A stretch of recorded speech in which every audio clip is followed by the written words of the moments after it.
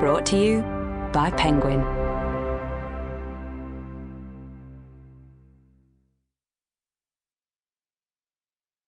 Stranger Things Season 2, The Junior Novelisation, by Stranger Things. Read by Michael Crouch.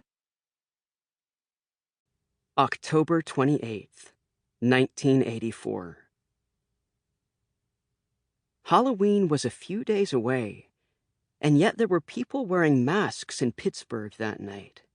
One of them, a girl with a kitty cat mask, was waiting in a van for her friends. She sat in the driver's seat with the engine running. Suddenly, an alarm sounded, and 4 masked monsters came sprinting out of a nearby building. They piled into Kitty Cat's van. A guy with a mohawk and a mummy mask was the last one in. He slammed the door shut, and Kitty Cat hit the gas. The van screeched down the street as police sirens began to wail. A Pittsburgh PD patrol car swerved out of the darkness after them, lights flashing. Inside the van, the masks came off. The car's occupants weren't monsters, of course.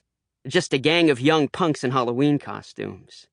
Their mysterious leader, Kali, sat up front in the passenger seat with her eyes calmly fixed on the road.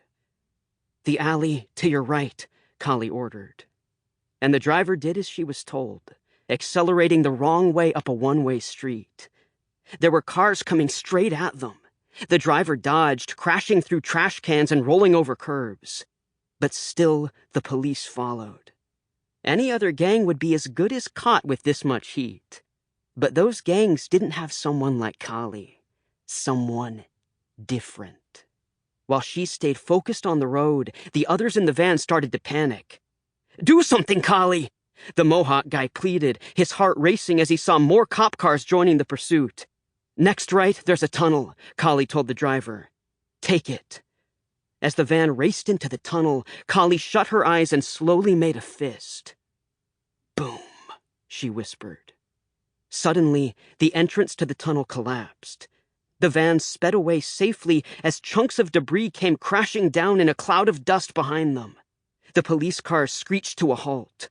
The chase was over. "What is wrong with you, Adams? What are you doing?" one angry officer yelled at his partner. "Why'd you stop?" The confused partner didn't answer. He got out of his car in a daze. He looked up in disbelief at what he was seeing. Or what he wasn't seeing. There was no explosion. The tunnel hadn't collapsed. The confused cop only thought it had. And all because Kali had planted a thought.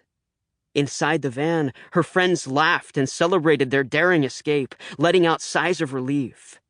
But not Kali. She sat quietly and stared ahead. A trickle of blood spilled out from her nose. She was used to that happening whenever she used her gifts. She wiped the blood away, revealing 3 numbers tattooed on her wrist. 008. There were more like her, but how many of them were still alive? How many of them were out there in the world making strange things happen? There was no way to be sure, but still, Kali felt like the only one. Chapter 1. Mad Max. An eerie glow could be seen on the streets of Hawkins, Indiana. Most people put up a few fake cobwebs, but the Henderson house was lit up by glowing gravestones and plastic ghosts. One illuminated window caught the shadow of a running figure. This shadow wasn't part of the Halloween display.